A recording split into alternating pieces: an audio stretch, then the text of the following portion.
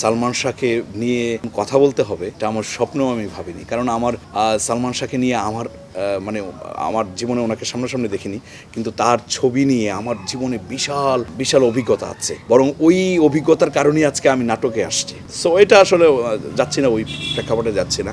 So আমি মনে করি বাংলার মহানায়ক, বাংলার স্বপ্নের নায়ক, হাজার হাজার কোটি কোটি মানুষের স্বপ্নের নায়ক হচ্ছে সালমান শাহ। অনেক মানুষ তাকে এখনো ভালোবাসে, আমি নিজেও তাকে ভালোবাসি। এখনো চোখ বন্ধ করলে মনে হয় সালমান শাহর ছবি, তার ফেস আমি দেখতে পাচ্ছি। সো এরকম একজন নায়ক বা আমাদের ইন্ডাস্ট্রি থেকে যে কোনো কারণে হারিয়ে গেছে, কারণটা কি সেটা হচ্ছে আইন প্রয়োগকারী সংস্থা তারা উদ্ঘাটন করবে, কিন্তু ডেফিনেটলি এটা বাংলাদেশের ফিল্ম ইন্ডাস্ট্রির জন্য, বাংলাদেশের মানুষের জন্য বিরাট একটা ক্ষতি হয়ে গেছে। এবং আজকে যে ফিল্ম ইন্ডাস্ট্রি প্রায় ধ্বংসের পথে, ডেফিনেটলি মানে উনি যদি থাকতেন হয়তো আরও ভালো ভালো কাজ আমরা ওনার কাছ থেকে পেতাম। সবই হচ্ছে সৃষ্টিকর্তার এক ধরনের একটা চিত্রনাট্য সাজানো, এর বাইরে আমরা আসলে যেতে পারবো না। সো যেখানেই থাকেন উনি ভালো থাকুক, আর ওনার যে মৃত্যুর যে রহস্য, সেই রহস্যটা উন্মোচন হোক, এটাই প্রত্যাশা করি আমি। বিচার তো তখনই হবে যদি প্রমাণিত হয় তাকে হত্যা করা হয়েছে। যদি প্রমাণিত না হয় হত্যা করা হয়নি, তাহলে তো এটা প্রকৃতির নিয়মেই একটা